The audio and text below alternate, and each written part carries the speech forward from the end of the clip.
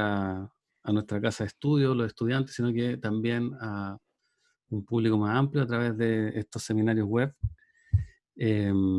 Así que una doble satisfacción y un doble agradecimiento con Sebastián. El doctor Medeiros es psiquiatra de la Universidad París 7. Se formó como médico cirujano en la Universidad Católica, acá en Chile. Y es un instructor en mindfulness. Se formó en el Centro de Mindfulness de la Universidad de Massachusetts.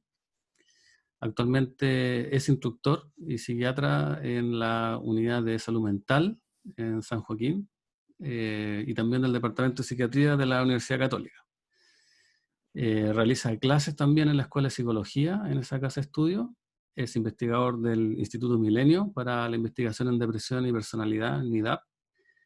Y bueno, realiza un montón de otras actividades académicas y creo que se destaca también el hecho de que es uno de los fundadores del Centro de Mindfulness y Medicina acá en Chile.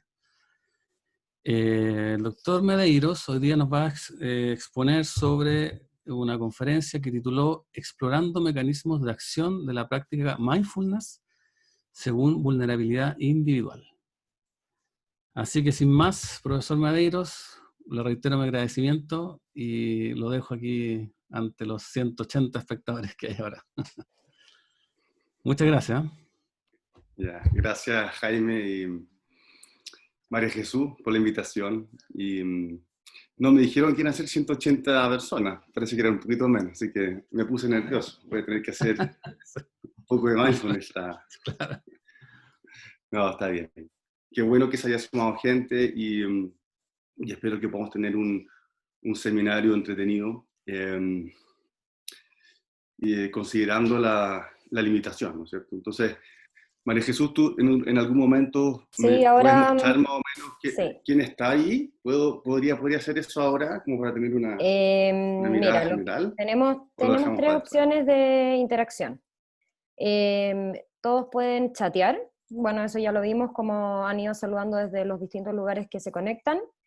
Lo otro que les pido es que este coloquio, como dura 1 hora y media, vamos a tener más o menos 1 hora de presentación y los últimos 30 minutos van a ser de preguntas. Ustedes en su barra abajo tienen una sección de preguntas. Les pido por favor que ahí vayan dejando las preguntas en vez del chat, porque así las retomamos al final de la presentación. Y lo otro que podemos hacer es que algún participante o algunos participantes se ofrezcan para presentarse o hacer alguna dinámica, Sebastián, y ellos pueden levantar la mano y podemos darle acceso a la cámara y al audio. Ok, ya, vamos viendo cómo se da. Ya. Bueno, entonces voy a compartirles pantalla acá. Un momento, estoy acá.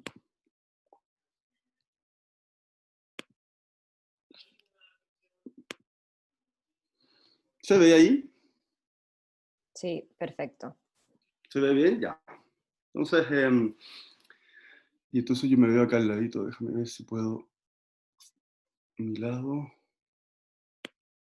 Ah, me fui para allá. Ok. Yo siempre me voy a ver acá al lado, ¿no es cierto? Sí. Sí. Ya. Y estoy tratando de. Ya, no voy a poder señalar. Bueno, no importa, está bien. Vamos viendo. Bien, pues entonces, gracias a todos los que están por ahí. Surge una curiosidad tremenda de verle las caras. Y yo en este momento estoy viendo mi computador, una diapo, y me estoy viendo a mí mismo en un cuadrado chiquitito y una foto de Jaime y otra de la sociedad. Este es el título que les comentó Jaime. Entonces, quiero, dado que el público, digamos que el seminario inicial inicialmente está destinado a los estudiantes del doctorado, entonces vamos a hablar un poco de investigación. Y entonces quiero mostrarles lo que estamos haciendo en el equipo del MIDAP. Y el título entonces tiene que ver con explorar mecanismos de acción. ¿Qué cambia cuando una persona se pone a meditar? Cuando una persona se pone a practicar mindfulness en su vida. Y vamos a hablar un poco más de qué se trata eso.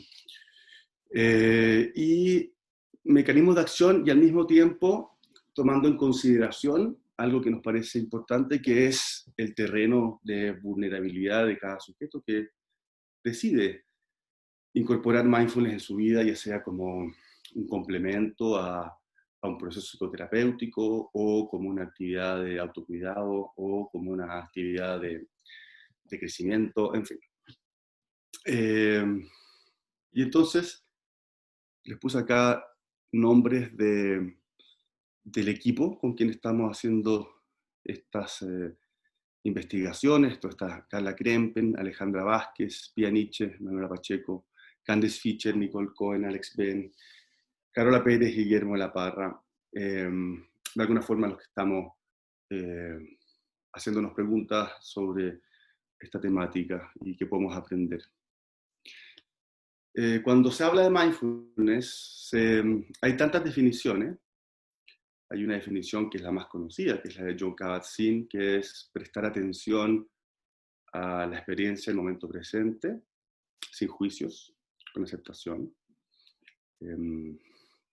Y cada investigador o cada autor tiene su definición favorita o su propia definición. Entonces, para no entrar en leer todas las definiciones, porque nos vamos a estar mareando con conceptos, yo los invito a que donde estén, hagamos una muy breve práctica de mindfulness. Entonces, donde estén, simplemente traten de sentir la postura, sentir el cuerpo.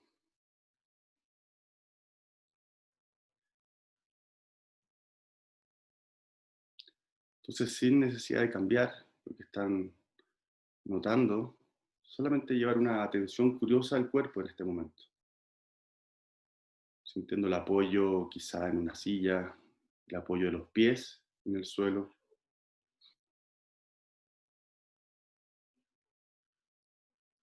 Si es cómodo, pueden bajar la mirada o cerrar los ojos. Llevar la atención al cuerpo. Quizá a las palmas, a las sensaciones de las manos. Quizá puedan notar la respiración.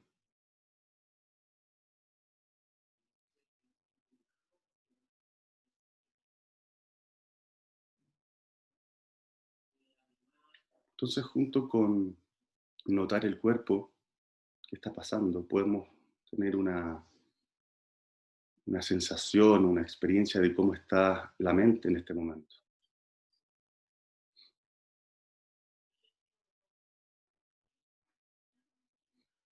Es decir, cómo está la actividad mental, lleno de pensamientos, o está tranquila.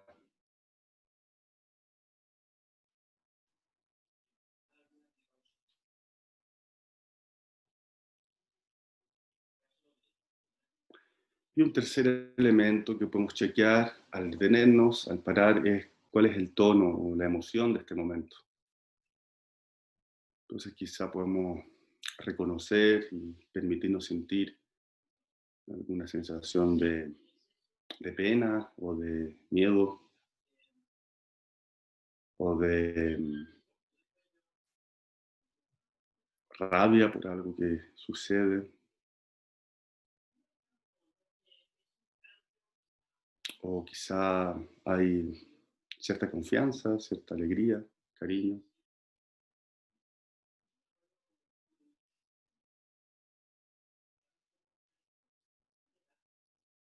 Y si los ojos están cerrados, volvamos a abrirlos y mirar la pantalla. Y entonces, mientras yo sigo acá, los invito a que en el chat, si quieren, pueden ir escribiendo ¿qué notaron al parar estos 3 minutos que paramos? ¿Qué notaron en el cuerpo? ¿Qué notaron en la mente? Y ver si notaron alguna emoción. Estoy tratando de poner el chat aquí.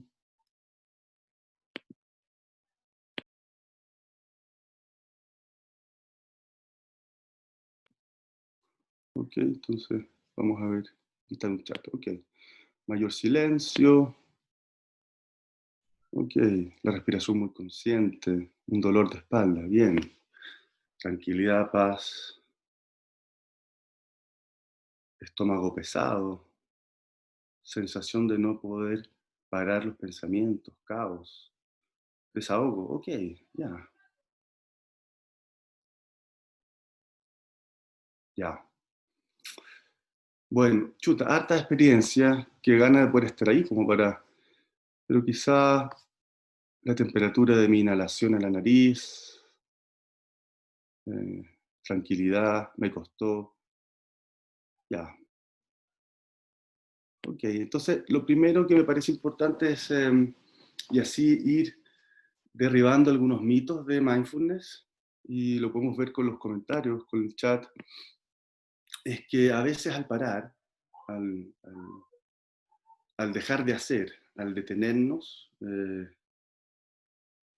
no necesariamente nos encontramos con un estado de calma, de gracia, de éxtasis, o lo que a veces creemos que está pasando en esas fotos que vemos de alguien meditando en un muelle. Como, yo quiero estar así. Y resulta que en esta experiencia de 3 minutos simplemente eh, los invité a que hiciéramos una pausa y chequeáramos qué está pasando. Y en ese chequear aparece, claro, aparece la cabeza acelerada, el caos mental, quizá aparecen tensiones en el cuerpo, agobio, un colorido emocional también, y quizá algunos otros también sintieron cierta paz, o el hecho de parar les permitió eso. Entonces eso como un primer punto general que les quiero transmitir hoy, que mindfulness, esta capacidad de parar, de detenernos y estar presentes con lo que está pasando, no tiene que ver con que pase algo distinto, sino cómo yo me relaciono con lo que está pasando. Entonces, cómo me voy relacionando con esa mente caótica. Primero tengo que observarla y ver que está caótica. Cómo me voy relacionando con cierto dolor o cierta emoción que puede aparecer en el momento presente. Y esta diapositiva que se ve ahí, imagino que la están viendo, ¿no? ¿Sí? Y ese es el carácter chino de la palabra mindfulness, y si se fijan tiene como dos partes. Una que significa esto, este, este sonido, esta sensación, este pensamiento, este estado emocional ocurriendo ahora. Y la otra parte del ideograma tiene que ver con mente-corazón, esa palabra que en todas las tradiciones, en todas las lenguas orientales es la misma.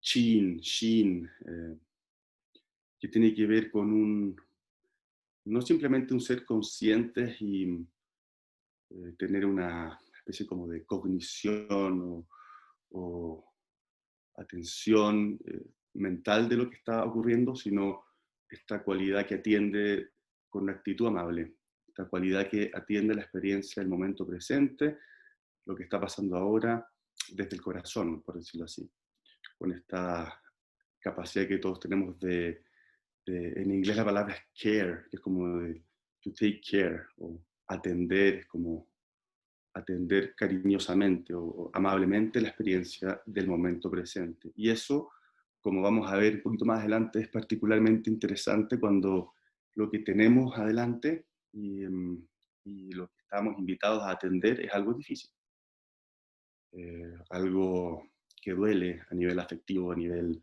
corporal, a nivel mental. Entonces, ¿cómo estamos presentes con lo que nos está pasando momento a momento?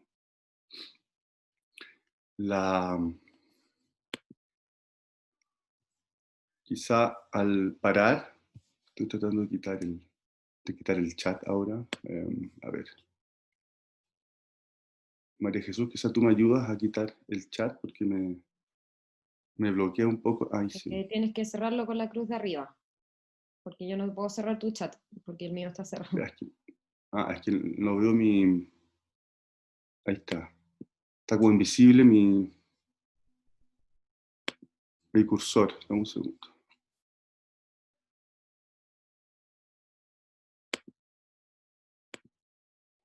Espera, te voy a dejar de compartir un segundo. ¿Ya? ¿Qué pasó ahí? Es que tengo el chat, todo el chat cubriendo la pantalla. Dame un segundo. ¿Tú me puedes quitar el compartir, por ejemplo? No estás compartiendo pantalla ahora. ¿Ahora no? Ah, ok.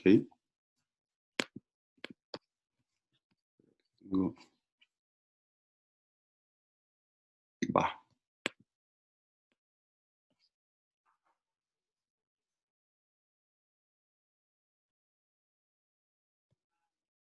Ahí sí, ahí está mejor. Ya. Y ahora voy a compartir entonces.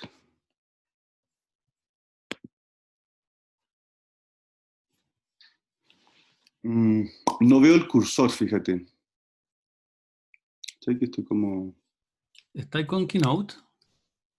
Estoy con Keynote, sí. ¿Será que eso hace a veces que... Sí, pero ahora... abre Keynote.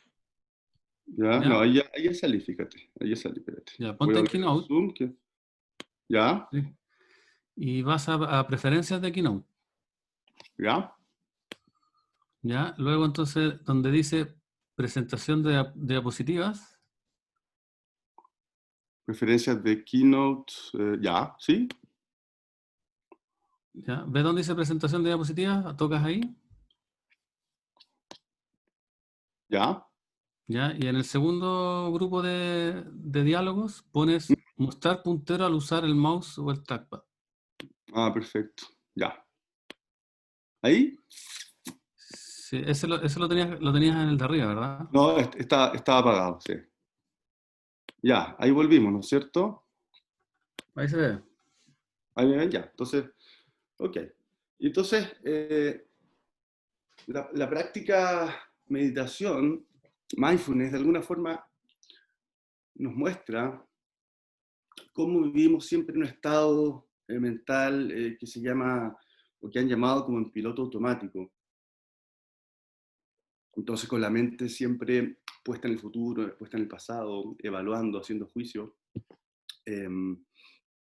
Y aquí les quise poner un diagrama de Paul Gilbert que habla de los sistemas de regulación emocional y cómo han ido evolucionando con las especies, digamos. Y me gusta porque de alguna forma nuestro estado en piloto automático es un poco un estar en estos dos sistemas solamente. Este sistema de amenaza, que es el tan necesario y que nos permite detectar peligros, ¿no es cierto?, que nos lleva a protegernos. Y sabemos que ahí está la amígdala con su reactividad o detección de valencias amenazantes y todas las emociones al respecto, como la ansiedad, el miedo, la ira, el asco, y sistemas biológicos que acompañan todas esas cadenas.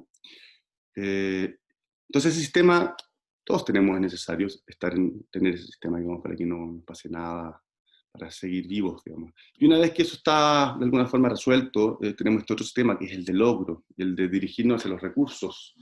Y aquí estamos hablando de emociones como, sentimientos como lograr, avanzar, conseguir. Y muchas veces el estado mental habitual es estar haciendo, logrando, o bien en un estado de alerta, de amenaza.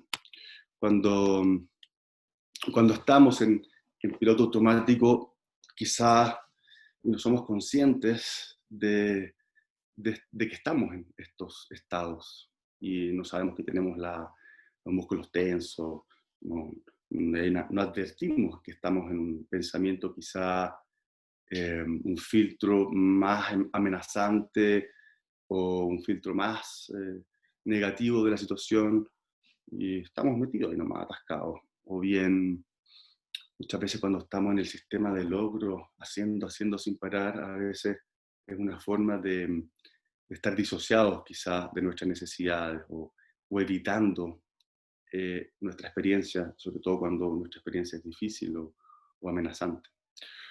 Y otras veces, cuando estamos en piloto automático, no nos damos cuenta que estamos bajo una nube de cogniciones disfuncionales, y ahí ustedes conocen bien los patrones de catastrofismo o por ejemplo, patrones de no sentir que no hay salida, o preocupaciones excesivas. También cuando estamos en el modo amenaza, en el modo hacer, muchas veces hay una pérdida de qué es lo importante en este momento. En estas semanas de pandemia, a veces con todo lo que nos bombardea y los miedos, y el estar para allá y para acá, adaptándonos, perdemos a veces ese sentido de qué es importante, o qué es lo más importante en nuestras vidas en este momento. Cuando estamos atascados en el sistema de estrés, de amenaza, el no cuidarlo o no regularlo, es posible que vayamos enfermándonos y vayamos disregulando nuestras relaciones con nosotros mismos, con nuestros órganos, nuestro sistema inmunológico, y también que se disregulen las relaciones interpersonales. Entonces, cuando hablamos de meditación mindfulness, o parar, darse un espacio, después podemos hablar de tiempo, pero simplemente el detenerse un momento y chequear qué está pasando en el cuerpo, qué estoy sintiendo, cómo está la mente, es un primer paso para salir de este bucle y empezar a fortalecer este otro sistema que es tan importante, que es el sistema de calma, un sistema más mamífero, donde el objetivo es regular el estrés y promover vínculos. Entonces, el sentirse contento, calmo, seguro, protegido, sentirse en confianza, en cuidado. Y sabemos que estos son otros sistemas cerebrales que están involucrados, como la corteza prefrontal y la citocina es importante acá.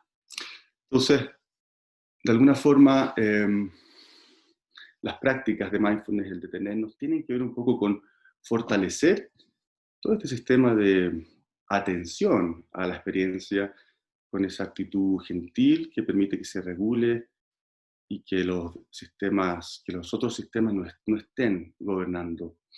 Puede haber un equilibrio entre estos tres.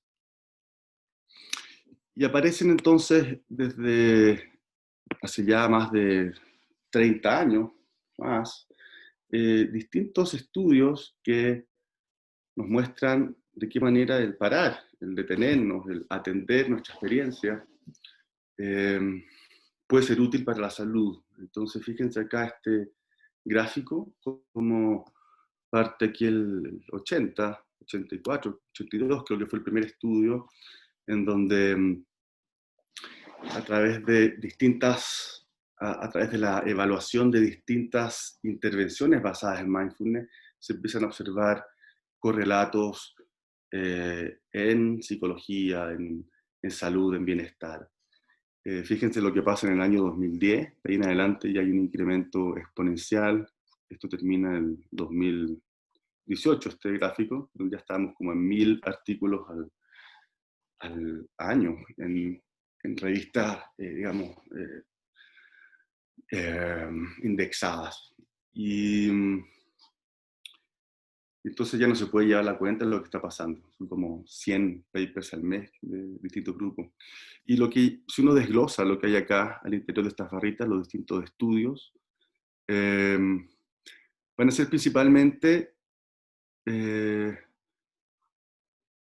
ensayos que van a evaluar lo que pasa en personas que hacen un curso de mindfulness, por ejemplo, de 8 semanas, que es el Mindfulness Based Stress Reduction, o MBSR, que fue el primer programa que apareció en el mundo médico por allí por el año 1079. Jon Kabat-Zinn, siendo un meditador y un biólogo a la vez, tuvo esta idea de enseñarle estas prácticas a personas con enfermedades crónicas en un hospital, en la Universidad de Massachusetts. Y entonces empezó a ver, ¿qué pasa con el dolor? ¿Qué pasa con la ansiedad, con la depresión? Entonces empieza ahí a publicar.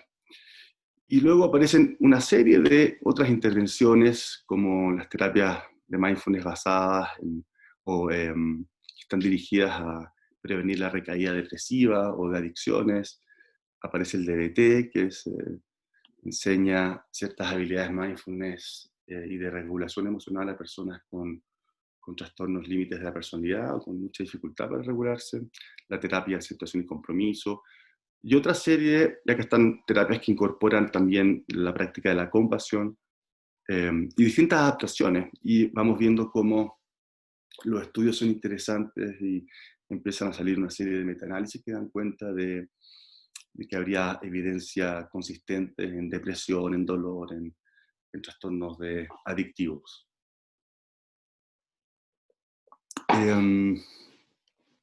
Yo creo que hoy ustedes pueden ir a Google o a algún motor de búsqueda de artículos científicos y basta con que pongan mindfulness y algún tema médico o otras áreas también, temas creativos, artísticos, de liderazgo, de educación, y se van a escuchar una serie de cosas de cómo el entrenar la atención, entrenar el corazón puede ser interesante para promover resiliencia, promover procesos de sanación y promover también un mejor funcionamiento entre las personas. Dentro de estos artículos, entonces algunos van a hacer mediciones más bien de la línea psicológica, pero acá les quise poner como el espectro de áreas que se están estudiando. Entonces fíjense ahí en aspecto más psicológico, entonces están estudios que están tratando de entender cómo el prestar atención, cómo estas prácticas van fortaleciendo la metaconciencia o la meta-awareness, que es esta capacidad de dar cuenta que estamos pensando o sintiendo, por ejemplo, sin estar perdidos en el contenido del pensamiento, de la emoción. Estudios que apuntan a que podemos tener más foco, ser capaces de orientar nuestra atención, por ejemplo, de un estímulo a otro. Muchos estudios puestos en regulación emocional, desde reconocer la emoción y trabajarla desde una perspectiva más cognitiva, por ejemplo, nombrarla, resignificarla o dar cuenta que quizá la estoy alimentando. Y una regulación emocional que también puede ser más una emoción que puede ser reconocida, pero también sentida y procesada en el cuerpo, o la posibilidad de darle espacio al registro emocional versus batallar con la experiencia afectiva como forma de regulación. Regulación del self, esta diferencia entre una sensación de sí mismo puesta en lo narrativo, entonces yo soy así porque yo siempre, esta cosa como autorreferencial que a veces puede llegar a deprimirnos, ¿no es cierto? Versus una sensación de sí mismo más experiencial, es decir, puedo sentir el cuerpo, puedo sentir la respiración, puedo estar sintiendo las manos, y que esto se ve a nivel cerebral como distintas formas de activación. Uno más en las líneas medias del Default Mode Network, estas áreas que están todo el rato en procesos autorreferenciales, versus áreas más laterales o de la ínsula, que tienen que ver con estar más presentes en nuestra sensación corporal, en nuestro sí mismo somático, por decirlo así. También se estudian procesos o mecanismos de cambio que están basados en la aceptación de la experiencia versus batalla o ese intento porque no esté pasando, y compasión, que tiene que ver con esta posibilidad que tenemos de, frente al dolor o al sufrimiento, poderle brindar una actitud gentil y el deseo profundo de que se alivie. Entonces, a nivel psicológico, hay muchos estudios que están evaluando distintas facetas, pero también a nivel de neurociencias, por ejemplo. Entonces vemos cambios corticales, sobre todo en disminución de esta zona que les decía, autorreferencial, que es el Default Mode Network, y activación de cortezas, por ejemplo, de la ínsula, que tiene que ver con la propiocepción, la interocepción, el sentir el interior del cuerpo. También hay otros estudios que están mostrando conectividad entre distintas zonas. A nivel de psicofisiología, hay muchos estudios que están observando los cambios que se producen en el sistema nervioso simpático, gracias a la práctica.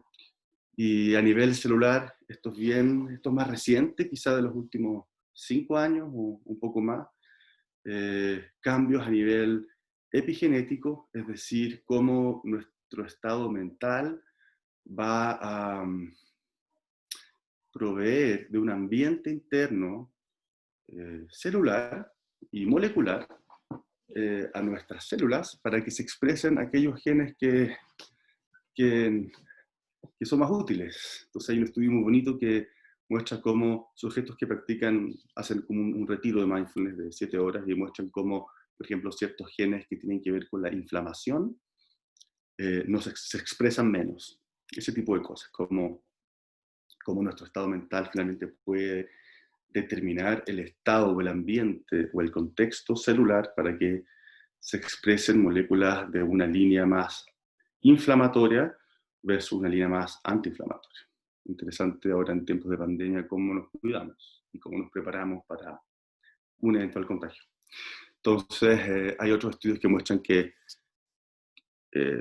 la actividad telomerasa cambia, que tiene que ver con la viabilidad celular, cuán longevas son nuestras células.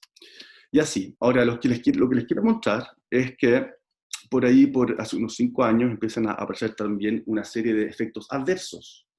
Y esto es interesante porque mucha de la literatura de mindfulness es puro, todo lo bueno, digamos. Y ahí hay una gran crítica que es mindfulness como panacea a todo. ¿Ya? Y eso es bueno que lo mencionemos porque no es así. Entonces empiezan a aparecer una serie de estudios que... Ahí. Entonces, por ejemplo, este estudio de Ruth Baer dice cómo no hacer daño en los programas mindfulness.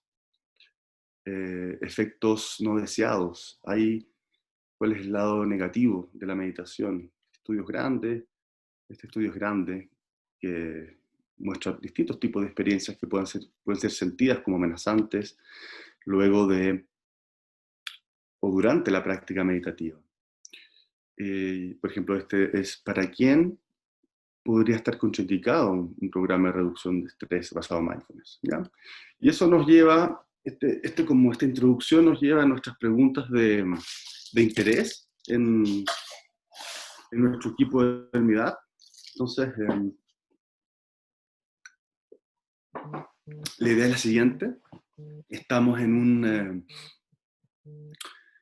hay un sujeto ahí que dice, bueno, parece que mindfulness es interesante, dicen que hace bien, me voy a sentar a meditar, ¿cierto? Entonces, quizá tiene una motivación o le dijeron, lo mandaron, el doctor lo mandó a meditar o el terapeuta. Y, a ver, un segundo. Y entonces empieza a desarrollar sus capacidades, sus ciertas habilidades contemplativas que podemos llamar. Entonces empieza a trabajar la atención o la conciencia de los pensamientos, empieza a practicar la interocepción o el sentir la respiración, sentir lo que está pasando al interior del cuerpo, empieza a practicar la aceptación y quizá empieza a ver ciertos beneficios como mayor estabilidad de la mente o menos miedo a ciertas emociones, en fin. Sin embargo, de aquí es donde nos interesa desde un punto de vista investigativo. Sin embargo, este sujeto tiene una historia familiar, una historia genética, de mayor o menor, ¿cómo decirlo? Una historia de mayor o menor resiliencia, por decirlo así. Quizás viene de un ambiente temprano de mucho estrés o trauma. todo tipo de experiencias traumáticas de niño, que han ido sin duda impactando su desarrollo y sus capacidades regulatorias a nivel biológico, y también a nivel de cómo yo soy capaz de lidiar con amenazas en la vida. Entonces, todo mi set de vulnerabilidades, fortalezas, tienen que ver con mi infancia, con mi educación, con lo que he visto, con lo que he recibido. Y entonces ocurre que si es que este ambiente temprano o situaciones difíciles de la vida han estado presentes, es probable que al sentarme a meditar, al entrar en contacto con mi mundo interno, bueno, aparezcan, entre comillas, riesgos. O sea, lo pase mal, me desregule, me incomode, me irrite, me asuste. Y entonces, lo que nos interesa aquí es poder entender esta relación entre nuestra historia biológica, por decirlo así, o nuestra historia de capacidades regulatorias que hemos ido construyendo, y cómo eso se puede articular con el estar empezando a mirar esta experiencia, con esta metodología o con esta disciplina que es la meditación. Entonces, tratando de entender procesos y predictores individuales, más que esta idea como que mindfulness sirve para todos, o en inglés se dice one size fits all, como que mindfulness para todos, y hacia un poder quizá hacer indicaciones más adaptativas para quién, en qué momento de su vida, cómo, formato grupal, individual, cuánta dosis, entre comillas, cuánta dosis de exposición a la propia experiencia, según mis capacidades de hacerlo. Y ahí entonces viene el arte de cómo vamos entrando o enseñándole a otros a cómo entrar en contacto con la propia experiencia, incluso con dolores, sin quemarnos en el camino, sin que la experiencia retraumatice. Entonces el objetivo de nuestro estudio es, bueno, estudiar mecanismos de cambio en sujetos que comienzan una práctica mindfulness, ahí se me fue una S, y, y vamos a explorar la influencia de la adversidad temprana y el funcionamiento estructural de la personalidad en el cultivo de estas habilidades contemplativas. Y entonces, este es un estudio, es bien exploratorio, como abierto en cuanto a preguntas. No usamos un grupo control, un estudio que va a medir qué pasa antes y después de una intervención, basada en mindfulness de 8 semanas. Y como les decía, los sujetos van a ser personas que participan en esta intervención en el Centro Médico San Joaquín y en el Centro Mindfulness y Medicina. Y la metodología es mixta, es decir, vamos a usar instrumentos cuantitativos y cualitativos. Ya les voy a mostrar eso. Esta es la intervención. Ahí, esta cosa está en inglés, pero básicamente este es el programa que introdujo Kabat-Zinn al mundo de la medicina en el 79, y es un programa de 8 semanas, de prácticas de 2 horas y media por semana, más una jornada, y se hacen prácticas de conciencia del cuerpo, de conciencia de las emociones, movimientos, estiramientos conscientes y algunos diálogos entre el participante y el facilitador para ir profundizando en la experiencia y lo que van descubriendo. Y hay una práctica en casa que los participantes se comprometen a hacer, y es de alrededor de 40 minutos o 60 minutos diarios. O sea, un programa bien cototo. Hay una foto ahí, por ejemplo, cómo se vería el programa. Y entonces lo que hicimos fue, vamos a hablar de los instrumentos que usamos antes y después de la intervención. Entonces, por un lado, autorreporte para evaluar vulnerabilidad estructural y estrés temprano. Instrumentos que miden habilidades contemplativas antes y después, y síntomas. A esto le agregamos una metodología que se llama microfenomenología, que tiene que ver con es un tipo de entrevista cualitativa que apunta a describir la experiencia en el momento presente del sujeto. Entonces, decidimos diseñar una entrevista en donde cada sujeto pudiera evocar una dificultad emocional. Entonces, la persona que le hace la entrevista va tratando de indagar y de que la persona describa qué hace para lidiar con esa dificultad emocional. Y entonces eso lo hacíamos antes y después de la intervención de 2 meses. Y junto con esto, mientras estaban en la entrevista microfenomenológica, tomamos algunas mediciones psicofisiológicas del heart rate variability, de la conductancia de la piel, que básicamente miden la actividad de arousal del sistema simpático, cuán amenazante es la experiencia, por decirlo así. Y finalmente, hacia el final hicimos una entrevista cualitativa más clásica para ver cómo había sido la incorporación de estas herramientas en sus vidas. Y entonces usamos el CTQ, que mide experiencia traumática temprana, entonces mide abuso físico, negligencia, etc. Y también utilizamos el cuestionario de funcionamiento estructural del OPD, que quizá algunos de ustedes lo conocen, pero básicamente es más desde la línea psicodinámica y nos permite hacer una evaluación de estas 4 capacidades que tenemos, frutos de nuestra historia relacional, por decirlo así. Y es la capacidad de percibirnos a nosotros mismos, de percibir al otro, de regularnos, de regular la relación con el otro, de comunicarnos hacia adentro y hacia afuera, y la capacidad de vincularnos con objetos internos y externos. Esto, si quieren después entrar en detalle, podemos hacerlo, pero estamos midiendo básicamente el terreno de vulnerabilidad de las personas. Y las habilidades contemplativas que medimos son, aquí este cuestionario es bastante conocido, digamos, que tiene que ver con la capacidad de observar, de escribir, actuar con mayor conciencia o presencia, no enjuiciar la experiencia y no reaccionar frente a la experiencia. Medimos también un cuestionario de autocompasión que tiene un ítem de mindfulness, otro de amabilidad hacia la experiencia y otro de común humanidad, que tiene que ver con la comunidad. La común humanidad tiene que ver con que no estoy solo pasando lo malo, teniendo un problema, es algo propio de lo humano.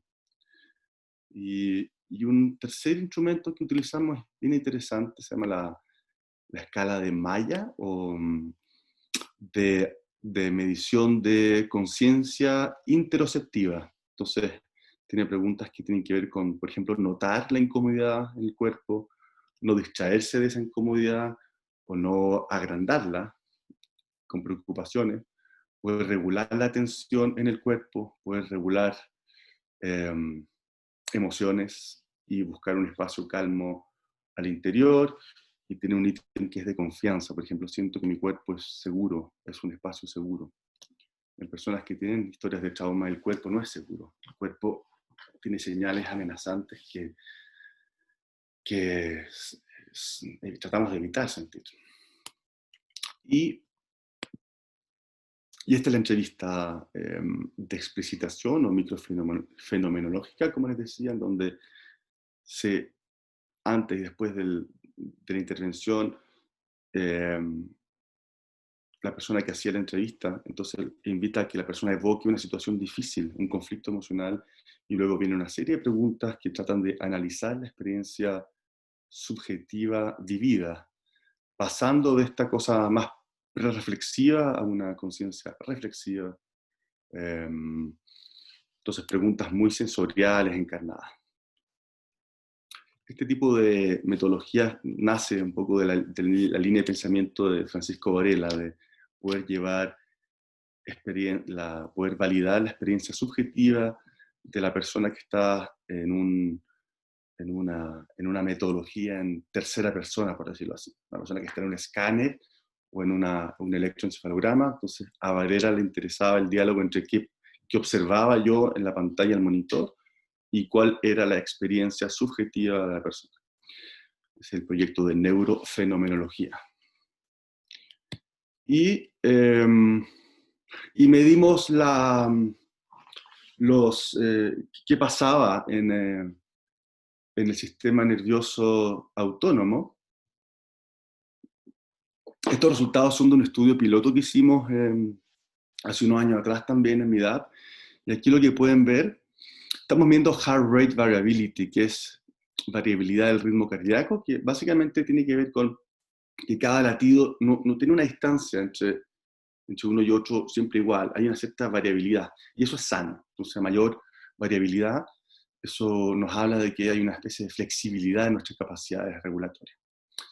Y lo medimos antes y después de la intervención, y lo que hicimos acá fue que medimos, esto van a ver acá abajo en la línea actividad simpática, y lo vamos a ver en 3 momentos de esa entrevista. Entonces, fíjense cómo esto es cuando evocan, después de la intervención, hay mayor actividad simpática, es decir, quizá hay más, la interpretación podría ser quizá hay más contacto con la experiencia, estoy menos disociado, por tanto hay mayor sensación de amenaza, por decirlo así, o reacción fisiológica de amenaza, y luego post-intervención, esta es la fase como de cuando salen cómo lidian con esa experiencia, fíjense que hay algo que baja. Pero finalmente lo que me interesa ver acá es cómo la estructura, que es el valor total del OPD, va a estar en una correlación con el sistema nervioso simpático. Es decir, a menor integración de mis capacidades regulatorias, voy a tener voy a ser más reactivo, por decirlo así, voy a vivir en mayor amenaza a la experiencia. Y algunos resultados preliminares, estas son las personas que hemos entrevistado este año. En marzo ya teníamos listos los grupos para duplicar ese número de personas, por lo menos en la parte cuantitativa. Aquí pueden ver las edades, principalmente mujeres, aunque no tanto, casi un cuarto, y varios diagnósticos. Entonces son personas que son derivadas de otras especialidades del centro médico o bien de psiquiatría. La mitad está tomando algún tipo de fármaco psicotrópico y fíjense, esto es interesante, son 41% de las personas están en psicoterapia también. Y algunas cosas que empezamos a ver inicialmente, quizás esto lo podemos avanzar un poco, pero es básicamente una correlación entre, esto es antes que hiciera la intervención, pero una correlación entre las variables, a ver un segundo, me veo acá, entre casi todos las mediciones, por ejemplo, una correlación entre las escalas de autocompasión, de la capacidad de estar presente, con las mediciones de estructura de personalidad. Puede ser un poco obvio, pero interesante el resultado. Y también una correlación entre la estructura, las capacidades regulatorias y las distintas capacidades de conciencia interoceptiva. Pero veamos ahora resultado de autorreporte, qué pasó después de la intervención.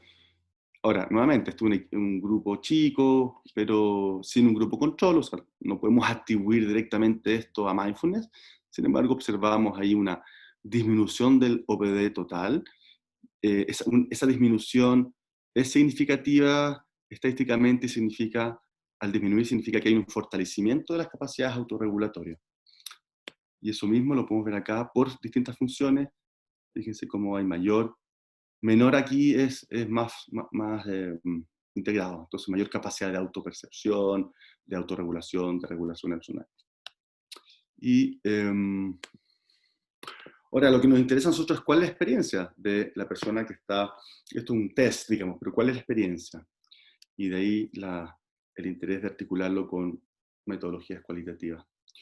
Esto fue lo que observamos en cuanto a aumento de capacidades mindfulness y de autocompasión, entonces un aumento significativo en esas variables, son distintas categorías, y también un aumento en las capacidades de interocepción o de conciencia interoceptiva en los sujetos que pasaron por la intervención. Y esto es algo bien, bien interesante porque, un poco volviendo al título, y acá tenemos pocos datos para profundizar en la pregunta del título, pero volviendo a esta idea de si mejoramos o el aumento de nuestras capacidades contemplativas, estar más presentes, ser más amables con nosotros mismos, etcétera, es afectado por nuestra historia temprana o por nuestro funcionamiento estructural.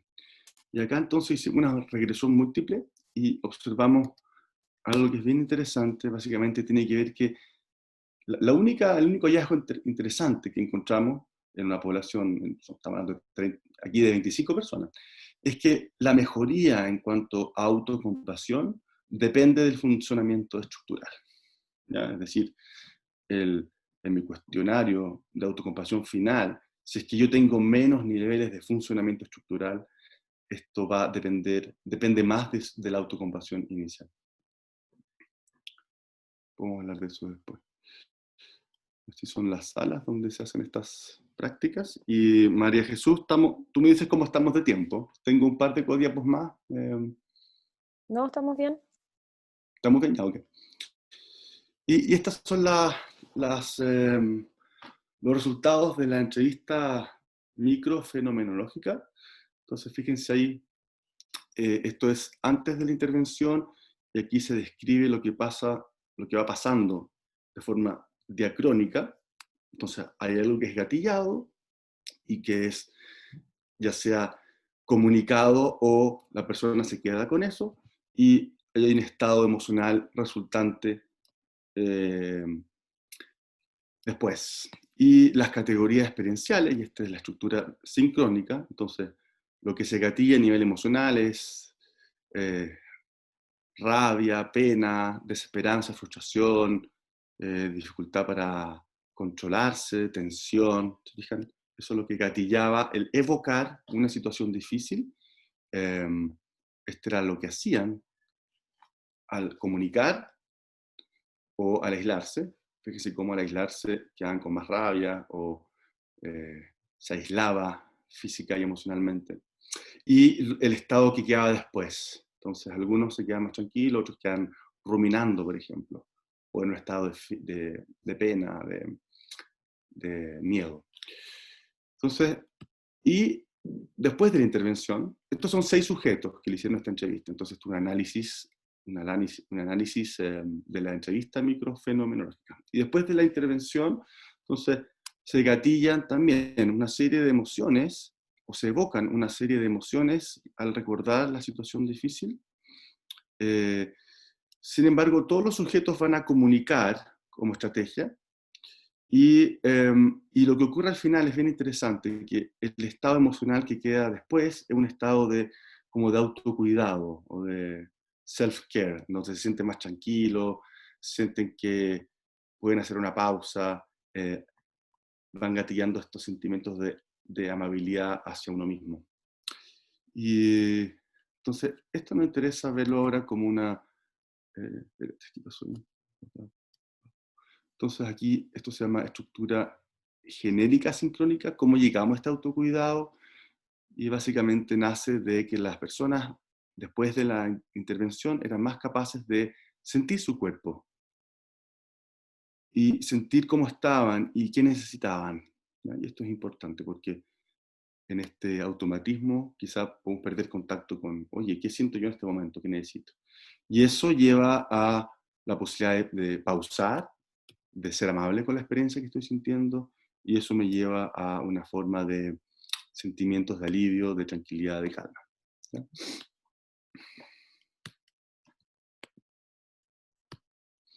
Entonces, aquí podemos empezar a hacer algunos diálogos teóricos de esta experiencia cualitativa de sentir o contactar la propia necesidad, y estos marcadores cuantitativos que tienen que ver con percepción de sí mismo, de interocepción, de observar la experiencia.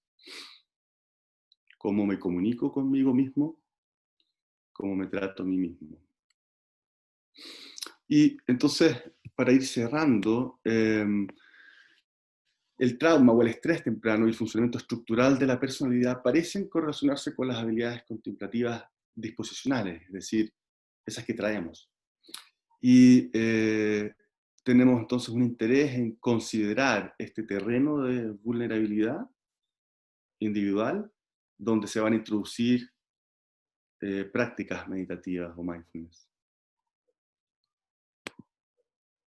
Luego, un marco metodológico que articule perspectivas psicodinámicas, en este caso de estructura psíquica, y perspectivas contemplativas, puede nutrir este diálogo científico-clínico para así poder comprender vías específicas de cambio y qué entendemos por efectos adversos. Entonces, a veces hoy en día, con esto de que aparecen estudios de los efectos adversos, está bien, porque está bien que no es para todo el mundo.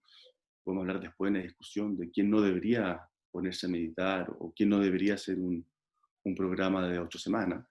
Pero también podemos entender los efectos adversos como aspectos que hay que seguir trabajando, ¿cierto? Todas las tradiciones contemplativas tienen esas noches oscuras y a veces los efectos adversos en la literatura científica son mucho como de alarma y no como una posibilidad para el sujeto de enfrentar ciertos miedos o de usar los efectos adversos, entre comillas, como estos obstáculos, digamos, como una posible como puerta de entrada para mayor crecimiento o mayor sanación. Entonces, ¿cómo entendemos los efectos adversos? Entendiendo o considerando la historia de la persona. En caso de, por ejemplo, de mucho trauma, a veces la práctica meditativa genera disregulación, lo puedo poner más acelerado, más reactivo, y hay otras personas que el contacto con la experiencia personal es muy intenso, entonces se disocian. Si tenemos un background teórico de eso, podemos hacer una indicación o un seguimiento de las personas con mayor delicadeza, mayor tacto. Entonces observamos nosotros nuestros datos, menos juicio, menos reactividad hacia la experiencia, mayor interocepción, mayor autocompasión. Y este análisis microfenomenológico nos parece interesante porque enriquecen estos datos de autorreporte y estas descripciones en primera persona que van a incluir el reconocimiento de necesidades individuales y van a también describir de una forma más cercana este desarrollo de nuevas formas de relación con uno mismo. Y este otro resultado que es interesante de lo que nos pasó con lo que vimos en las mejorías de autocompasión, cómo mi funcionamiento estructural de alguna forma impacta ese desarrollo de autocompasión o lo modera. Esto para nosotros como terapeutas puede ser interesante porque nos puede ayudar a ajustar expectativas de que con algunos pacientes, ¿no es cierto? Hay ciertos pacientes que quizá van a progresar menos, o va a ser más difícil, a través de la práctica meditativa aislada, en habilidades como autocompasión. Entonces, por ejemplo, ahí sería interesante que se pensara, por ejemplo, en otras formas de ayuda, en una terapia uno a uno, con una terapia más en la línea relacional, en el complemento, digamos. Eso pues, eso les quería contar, creo que estamos en la hora. Sí, entonces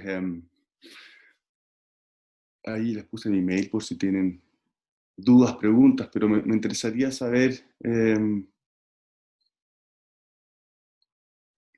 entonces traté de hacer una cosa general y después irme a una cosa más específica en cuanto a investigación, entonces me gustaría saber si hay comentarios o preguntas más específicas o más generales de lo que se habló. Hay algunas preguntas en la sección de preguntas para que... Entonces voy a dejar acá Ya. Dejo de compartir ahí. Ok. Espérate, dame un segundo. Voy a compartir una última cosa, que era lo último que venía. Ahí está, ¿no es cierto? Entonces, una cita de... Este es del siglo VIII, Padmasambhava, que se supone que es la persona que llevó el budismo al Tíbet. Fíjense lo que escribe ahí. ¿Quieres saber cómo era tu mente ayer? Mira tu cuerpo hoy. ¿Quieres saber cómo será tu cuerpo mañana? Mira tu experiencia hoy. Entonces, ¿quieres saber cómo era tu mente ayer? Quizá esa mente de niño o de chico. Mira tu cuerpo hoy. ¿Y qué te encuentras? Y quizá la forma como te relaciones con eso va a determinar cómo va a estar tu cuerpo mañana. Ahí. Ya. Entonces tú me dices que hay unas preguntas acá. Ya. Está la opción entonces que alguien, si quiere, aparezca y haga una pregunta en vivo, ¿no es cierto? Ya, Sí. eso la viste. Lo único que tienen Entonces que me hacer meto es levantar la mano para poder darles la palabra y para que pregunten. y eso lo haces tú, ¿no es cierto? Sí, o sea, los participantes tienen que levantar la mano y ahí yo les podría dar la palabra, si es que alguien se motiva a hacer una pregunta en voz alta. Ya. Déjame buscar algo como para... Ah, chuta, ya. A ver, aquí hay una pregunta. ¿Qué significa responder en vivo? O, Es cuando tú aprietas eso, tú respondes ¿ya? en voz alta y todos escuchan. Si tú escribes tu respuesta, solamente la va a ver la persona a la que tú le estás respondiendo escrito. ¿Pero tengo que apretar eso o no, o no es necesario? No te preocupes. Entonces acá hay una persona que dice, tengo déficit atencional y tomo Ararix. La práctica mindfulness puede ser más difícil para mí. Está buena porque ahí Kabat-Zinn, que es la persona que creó este curso, decía, todos tenemos de alguna forma déficit atencional, ¿no es cierto? Como basta con parar, observar la mente y nos vamos a dar cuenta que la mente se va para todos lados. No lo sé, fíjate, tendrías que ver cuál es tu experiencia. Yo tuve hace ya varios años, participé en una tesis de un psicólogo que estudió déficit atencional y mindfulness y a mí me tocó hacer la intervención. Eran puras personas con déficit atencional y que no tomaban fármaco. Al principio eran adultos, digamos. Al principio era difícil la clase porque había que estar ahí como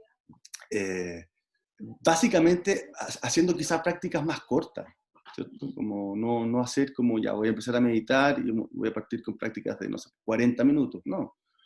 Cortito, cortito, cortito. Y eso a veces permite darse cuenta que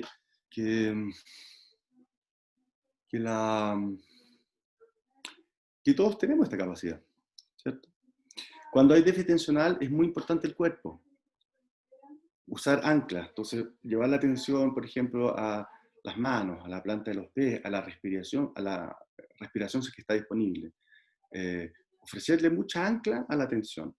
Y cuando hay déficit atencional, mi experiencia es que muchas veces debajo de esta mente que está tan alborotada o tan a veces dispersa, a veces hay emociones que están a la base y que tienen que ver con miedo, rabia, y que en esa experiencia que tuve me pasó que muchas veces debajo de esta mente tan que saltaba de un lado para otro, al ir bajando, entrando en la experiencia del cuerpo y permanecer ahí, entonces la gente se fue contactando con más vida afectiva y desde ahí empezó a poder también atender esa experiencia. No sé si te respondo. Sebastián, hay una alumna del Dime. doctorado que levantó la mano, así que voy a probar dándole la palabra. Ya. Hola, buenas. Hola Tamara. Hola Tamara. Muchas gracias, Jesús. Sebastián, mira, me llamó harto la atención cuando estuviste mencionando que hay ciertas como, personas que no deben o no pueden practicar mindfulness. Sí. Más bien preguntar en qué situaciones se verían eso y a qué se le atribuye. Ya, sí. Quizá lo dije, espero no haberlo dicho, espero que no haya quedado la idea de que hay personas que no pueden. Lo que O que quizás no. sí, Lo que quizá, yo creo que ahí me estaba refiriendo al programa de reducción de estrés basado en mindfulness como intervención específica, ¿ya? Ese es un programa que es intenso, pues son 8 semanas, la gente practica largo, entonces, se mandan para la casa grabaciones que, no sé, duran 45 minutos, entonces hay mucha exposición con uno mismo. Entonces, quizá una persona que le interesa esto, pero que, por ejemplo, viene saliendo de un duelo muy reciente, o que está muy deprimida, en el caso de la depresión, si una persona está con una depresión severa, la atención, la capacidad atencional va a estar disminuida por la depresión. Entonces, pedirle que medite todos los días 40 minutos no va a ser nada más que fortalecer que no puede, ¿ya? Porque va a ser muy difícil. Entonces, depresión severa, duelo muy reciente, historias de trauma con T mayúscula, que habían sido procesadas en otros momentos. Eso sería bueno, por ejemplo, hacer una entrevista para ver cómo la persona ha trabajado eso en su vida, porque lo que puede pasar ahí es que al detenerse, por ejemplo, al detenerse en una postura acostado, pueden haber gatillantes sensoriales que sean muy difíciles de regular, ¿sí? Y una persona que está suicida, por ejemplo, tampoco. Y una persona que está psicótica, tampoco es un buen momento para tomar ese curso. Y también personas que pueden estar con una adicción muy activa. ¿Por qué?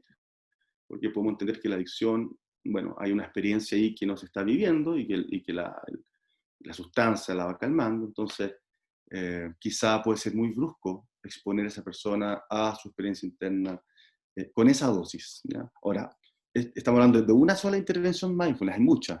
En el DBT, por ejemplo, las personas pueden estar suicidas, de hecho es para personas que pueden estar así, pasándolo mal, y las prácticas mindfulness van a ser mucho más cortitas. Por ejemplo, escuchar una campana, eso dura, no sé, 15 segundos, entonces son pequeños momentos donde yo voy llevando la atención.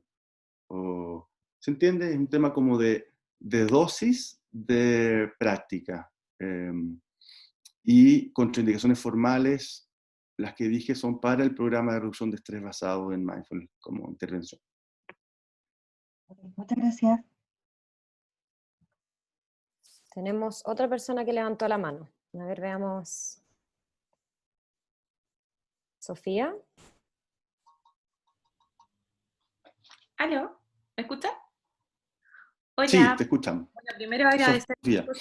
Sí, la verdad es que me pareció súper buena porque falta este tema como más científico, el tema más de investigación, como llevarlo acá a estos seminarios. Bueno, yo soy psicóloga y bueno, estoy trabajando hace rato el tema del autoconocimiento, la meditación budista y todo ese tema. Entonces me llama la atención también el mindfulness y quisiera saber un poquito la diferencia entre la meditación y el mindfulness.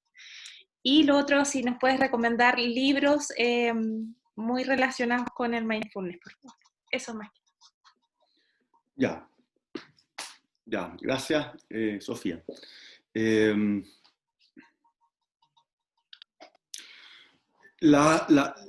a ver, ¿cómo te respondo? Meditación puede ser una palabra que, interesante el origen de esa palabra, en sánscrito, que es el idioma, lo que no se escribía, digamos, en India antiguo, la palabra es bhavana, o chitta bhavana, y bhavana significa entrenar o cultivar. Y chitta es esta palabra mente-corazón. Entonces, entrenamiento de la mente-corazón. Eso en sánscrito. Y meditación sería como la práctica que uno hace para fortalecer eso, ¿sí? Uh-huh. Ahora, meditación, hay muchos tipos de meditación. Pues hay meditación, por ejemplo, pensando en un objeto, meditación de concentración, meditación caminando, meditación con mantras. El rosario de la tradición católica es una práctica meditativa en el sentido de que llevo la atención acá a la cuenta. Hay meditación con visualización. La meditación mindfulness va a tener esta característica que es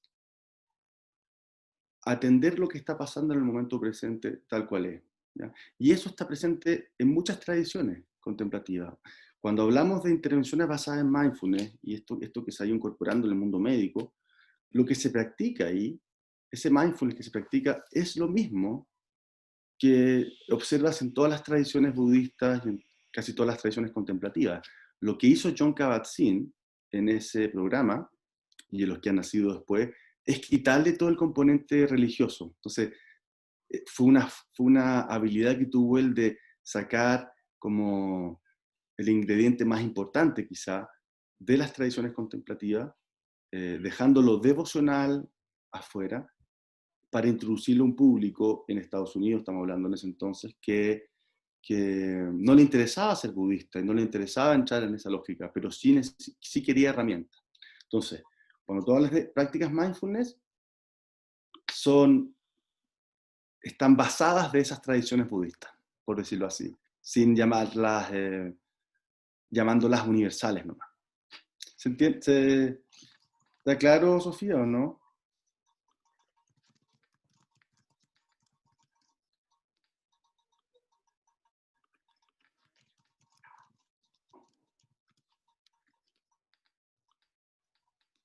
¿No? Parece que... La perdimos. Ya, pero eso es como... Ya, ¿sigo leyendo alguna pregunta? ¿Ya?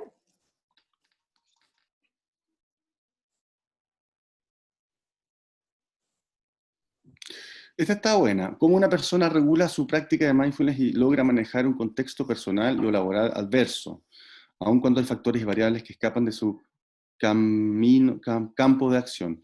Ya, entonces ahí es importante diferenciar que hay prácticas formales de informales. Entonces la práctica formal va a ser no sé, por los 20 minutos, los 40 minutos que yo me puedo dar todos los días en un espacio, digamos, que lo destino a eso. Y eso es como ir al gimnasio. Entonces voy al gimnasio y estoy entrenando el músculo, en este caso, de la atención o de la atención amable. Si estoy en la casa y puedo darme espacio, fantástico, ¿no es cierto? Ahora, el otro, todo no se resume a lo que yo hago ahí sentado en el cojín. Lo interesante es cómo eso que yo voy cultivando, esa presencia, es el darme cuenta de mis reacciones, estar más consciente del cuerpo, también lo voy llevando el resto del día. Y para eso puedo estar con los niños, por ejemplo, o leerles un cuento, o estar en la mesa dándoles la comida. Eso puede ser una práctica meditativa en sí, quizá no sentado en un cojín así como los monjes, pero sí consciente de la emoción que me aparece, dándole espacio a esa emoción, consciente de mi reactividad, consciente de cómo está mi cuerpo, etc. Entonces, prácticas formales, donde voy al gimnasio, digamos, y prácticas informales, que es el resto del día, donde yo puedo estar más presente. Y si es un clima adverso en la pega o en el trabajo, bueno, ¿cuál es mi reacción habitual? ¿Cuál es mi reactividad habitual? ¿Me encierro, evito, exploto?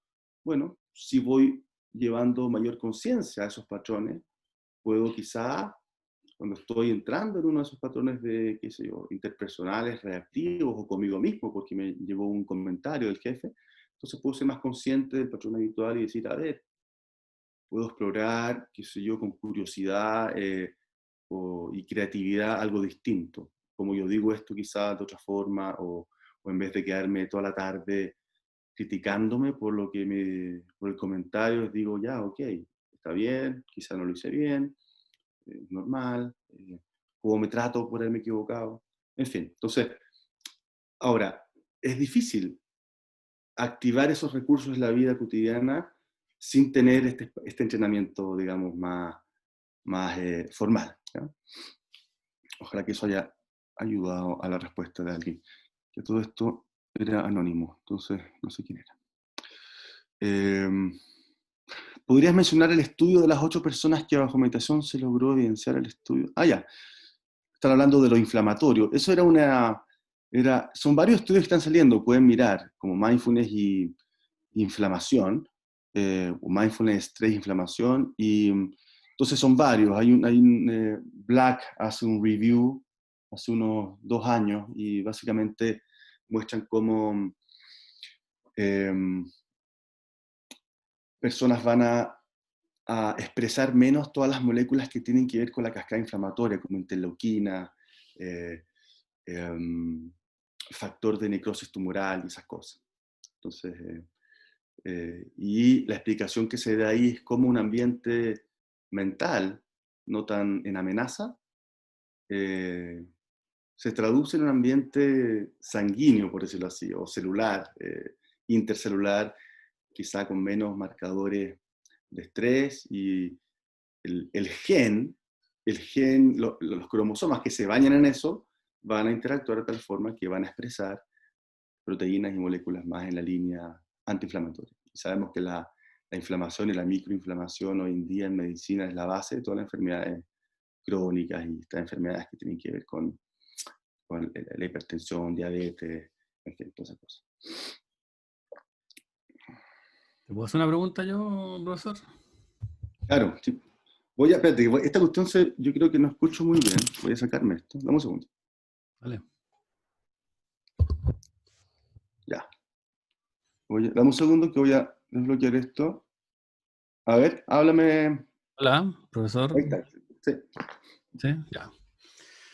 Oye, es una pregunta más bien teórica en relación un poco a los mecanismos de cómo en el fondo la meditación o las prácticas contemplativas tienen sus efectos finalmente a través del funcionamiento del aparato psíquico, llamémoslo de una manera.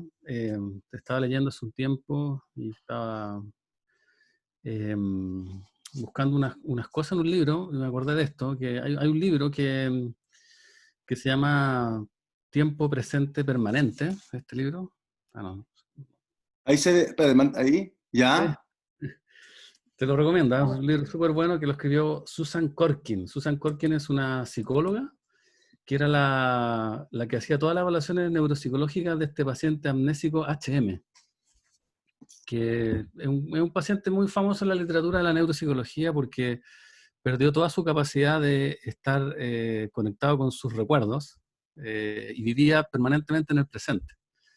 Y lo traigo a colación porque, en el fondo, un poco las prácticas meditativas, así como tú la explicas, y un poco lo que uno conoce, en el fondo, desde fuera, en el fondo, parece ser que esto está muy conectado, como decías tú, de alguna manera, a estar en una conciencia plena, pero del momento, ¿no es cierto? Como esa frase que pusiste tú al final, que el tipo decía, bueno, si tú quieres conocer tu futuro, tu pasado, sitúate en el presente. Y este paciente HM, en este libro no lo conectan con la meditación, pero yo lo traigo a colación porque lo describen como una persona feliz.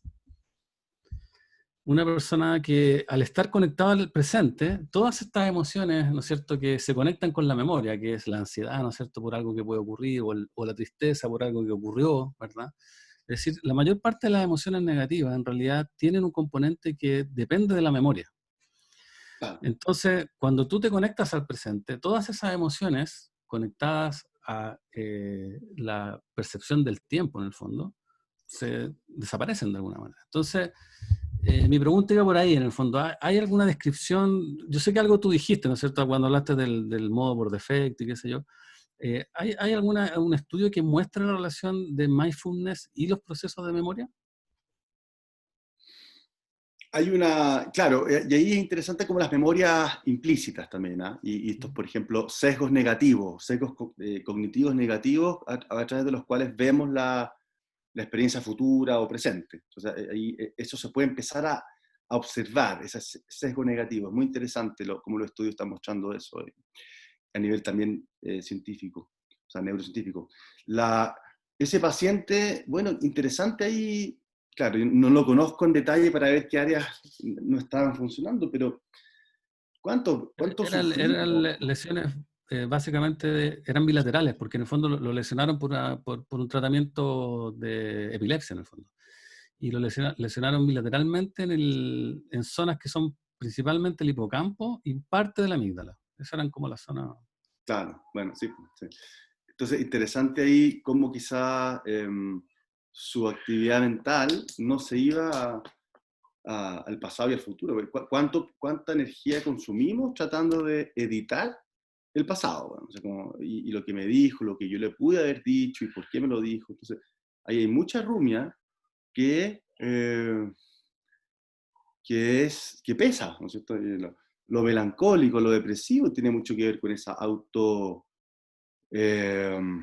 autorreferencia negativa, ¿no es cierto? Y también hacia adelante, cuánto sufrimos por estar pensando en qué va a pasar en, no sé, pues la reunión que tengo mañana, donde me dijeron que me iban a anunciar algo, como me puedo echar un fin de semana, y se me puede desregular la guata, el sistema digestivo, si es que estoy alimentando un escenario bueno, que puede que la reunión sea difícil, pero no necesariamente, ¿no es cierto? ¿Cuántas veces salimos de una reunión y es como que no fue tan terrible, y como que no aprendemos mucho? Entonces, qué interesante es poder darnos cuenta de una mente que está todo el rato reparando o editando lo que se hizo, o que está controlando o anticipando el futuro. Entonces, ahí hay un tema como de cuánto gasto yo de energía versus estar acá y estar respirando, estar apreciando. ¿Cuánto me pierdo también de la vida, ¿cierto? Si estoy encerrado en esta mente. Entonces, no sé si por ahí